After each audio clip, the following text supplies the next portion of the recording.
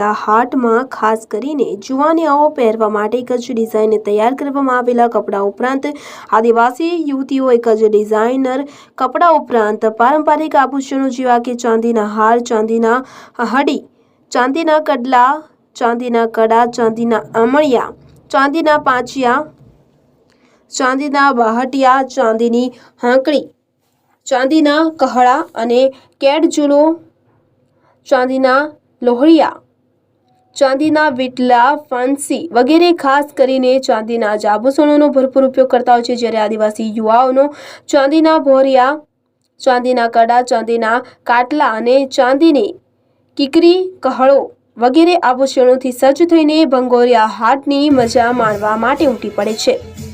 એક જ સરખો પહેરવેશ જે તે ગામની આગવી ઓળખ બને છે। એક જ ડિઝાઇનના પહેરવેશમાં સજ્જ પોતાના ગામ કે પોતાના ફળિયાની એક પ્રકારની એકતા અને વિશેષતા બતાવવાનો પ્રયાસ કરતો હોય છે। એક જ ડિઝાઇનર કે એક જ રંગના કપડાં પહેરવા માટેનો હેતુ એ પણ રહેલો છે કે ભંગોરિયા હાટની એટલી મોટી ભીડમાં પોતાનો સાથી કે પોતાની શૈલી ક્યાંય અટવાય કે ભૂલા ન પડે અને ક્યાંક ભૂલા પડી ગયા હોય તો ત્યારે સરળતાથી મળી જાય।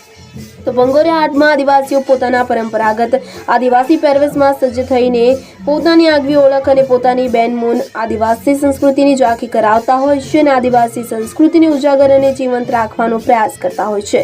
તો આ સાથે જ ભંગોરિયાને ભોંગરિયા હાટ તરીકે ઓળખવામાં આવે છે। હાટમાં હોળીની ખરીદી ઉપરાંત મોટલા ઢોલ અને વહાણીઓ તેમજ તેમની આગવી ઓળખ છે તીરકામઠા,